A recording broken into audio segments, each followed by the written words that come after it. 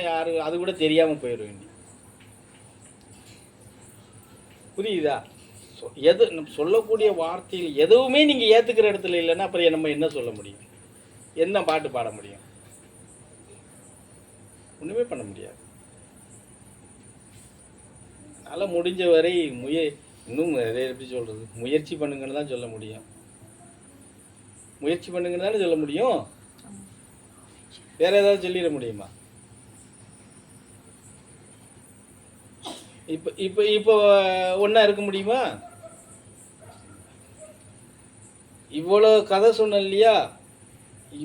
இவ்வளோ நேரம் சொன்ன கதையை மொத்தத்திலேயே பார்த்தீங்கன்னா 2% தான். 100ல் 2% தான் சொல்லியிருக்கேன். இன்னும் 98% இருக்கு. இதில் எப்படி ஒன்றா நின்றுவீங்க சொல்லுங்க.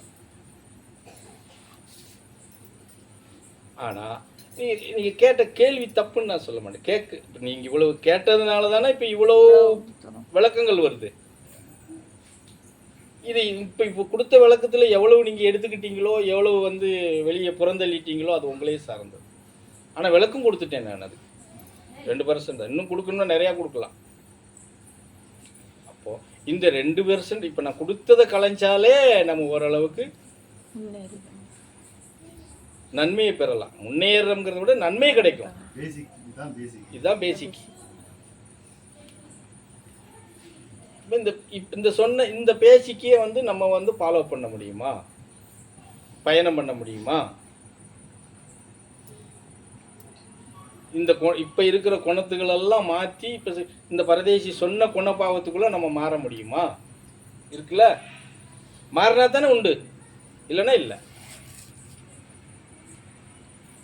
மத்தியானம் கூட கொஞ்சம் ஒரு 5 நிமிஷம் ஏதோ சொல்லியிருப்போம்னு நினைக்கிறேன் உள்ள, இல்லையா? இந்த பறை சாட்டுதலில் இப்படியெல்லாம் சொன்னால் யாரும் ஏற்றுக்கிற முடியல அப்படின்னு சொல்லலாம். சும்மா சொன்னால் யார் ஏற்றுக்குருவா? உன்னுடைய குடும்ப சூழ்நிலையும் உன் சூழ்நிலையும் அவன் கண்ணுக்கு பளிச்சுன்னு தெரிஞ்சாலும் மாத்திரம்தான் நீ சொல்கிறத அவன் ஏற்றுக்குருவான். நீ எதில் மாறிட்ட எனக்கு சொல்லிக்கிட்டு இருக்கேன்னு சொல்லுவான்ல. நீ என்ன மாற்றத்தை எடுத்துகிட்டு போகிற எனக்கு சொல்கிற, கேட்பாங்களா கேட்க மாட்டாங்களா? நீ இவ்வளோ நாளாக போகிற, நீ எதில் மாறிட்ட? நீ பேசுகிற தன்மை மாறிடுச்சா? நீ தெருவில் பேசுகிறது மாறிடுச்சா? உன் குழந்தைகளை திட்டுறதில் நீ மாறிட்டியா? பக்கத்து வீட்டுக்காரனுக்கு எல்லாம் தெரியுமில்ல, வீட்டுக்குள்ளே பிள்ளைகளை திட்டுறோமா, வீட்டுக்காரரை திட்டுறோமா, வீட்டுக்காரர் பொண்டாட்டியை திட்டுறாரா, எப்படின்னு பக்கத்து வீட்டுக்காரங்களுக்கு தெரியும்ல. அப்போ எதில் நீங்கள் எதில் மாறிட்டீங்க? நீங்கள் சொல்கிறத நாங்கள் கேட்குறதுக்கு வருமா வராதா? அப்போ அதை தான் சொல்கிறேன். நீ பறைசாற்றுறதுனா கூட உங்களுக்குள்ள ஒரு மாற்றம் வெளிப்படையாக தெரியாமல் நீ பறைசாற்ற முடியாது. புரிஞ்சதை நான் சொல்கிறது? அப்போ நாங்கள் சொல்கிறத கேட்க மாட்டேங்காங்க. அங்கே வந்தால் சாமி என்ன கொடுப்பாரு அப்படின்னு தான் கேட்பாங்க.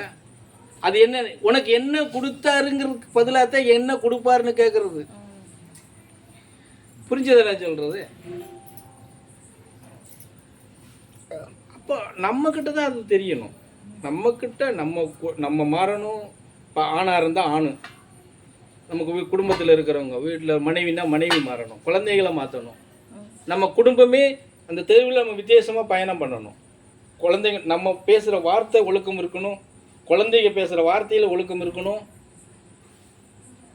கணவன் மனைவி இருவரும் பேசுகிற வார்த்தையில் ஒழுக்கம் இருக்கணும். அந்த பண்புங்கிறது வெளிப்படணும். தன்மை, நல்லொழுக்கம், நல்ல பண்பு அப்படி வெளிப்படும் போது தான் பக்கத்து வீட்டுக்காரனுக்கு கண்ணு உறுத்தும். இந்த பண்பெல்லாம் உனக்கு மாறும்போது உன்னுடைய பொருளாதாரமும் மாறும். நான் சொல்கிறது புரியுதா? நல்ல பண்பும் நல்ல ஒழுக்கமும் நல்ல வார்த்தைகளும் நம்ம பேச ஆரம்பித்து நம்ம நடைமுறைப்படுத்திட்டாலே உன்னுடைய பொருளாதாரமும் மாறும். அப்போ மாறும்போது எதிர்த்து வீட்டுக்காரனுக்கும் பக்கத்து வீட்டுக்காரனுக்கும் கண்ணு உறுத்துமா உறுத்தாதா? அப்போ நீ சொல்லும் போது அவன் கேட்பான். அது பொம்பளையாக இருந்தாலும் ஆம்பளை தான். ஆமாம், 2 வருஷத்துக்கு முன்னாடி இவங்க இருந்தாங்க, இந்த வருஷம் இப்படி இருக்காங்க. பிள்ளைகள்லாம் ஒரு திணிசா பழகுதுங்க, பேசுதுங்க, நல்ல ஒழுக்கத்தோடு பேசுதுங்க, பயபக்தியோடு இருக்குதுங்க. பயபக்தி வந்துட்டாலே பெரியவங்க சின்னவங்கிற தன்மை வந்துரும்ல, பேசுகிற விதம் வந்துரும்ல. அப்போ அது அது பார்வை வரும்ல. இந்த இவ்வளோ பேசிக்கிட்டு இருக்க அப்பனும் மகனும் செல்லை நோண்டிக்கிட்டு இருக்காங்க. அப்போ எப்படி இருக்கும்? இதில் இவங்களே நோண்டிக்கிட்டு இருக்காங்க, அப்புறம் பிள்ளைங்க நோண்டாம என்ன செய்யும்? அவங்க செல்லவே நோண்டுறாங்க அப்படின்னு சொல்கிறது. புரியுது நான் சொல்கிறது? அப்போது இந்த மாற்றம் வராமல் நீங்கள் பக்கத்து வீட்டுக்காரங்கள்ட்டையோ எழுத்து வீட்டுக்காரங்கள்ட்டையோ பேசுனா கூட அவங்க அதை வந்து பெருசாக எடுத்துக்கிறவே மாட்டாங்க.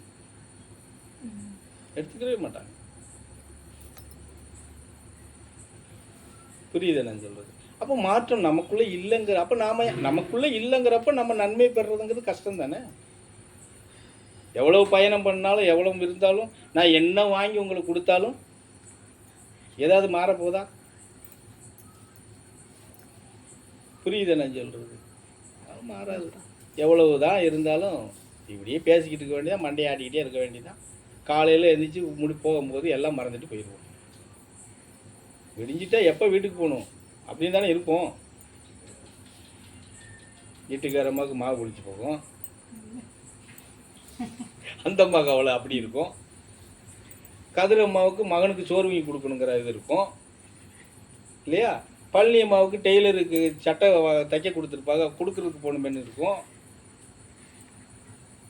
ரேவதிக்கு நம்ம இந்த பஸ்ஸில் போனோம்னா சாயந்தரம் 5 மணிக்கு போயிடலாமே, இப்படி நம்ம எண்ணங்களே மாறிடும். நம்ம அவ்வளோ அவசரமாக போய் நாம் அங்கே எதுவும் செய்ய போகிறது இல்லைங்கிற எண்ணம் எதுக்கு யாருக்குமே வராது. எப்படி நாங்கள் பல இது பண்ணியிருக்கோம். நீ எவ்வாறெல்லாம் அவசரமாக போறியோ, நீ எதை நினைச்சு போறியோ அந்த வேலை அங்கே ஆகாது.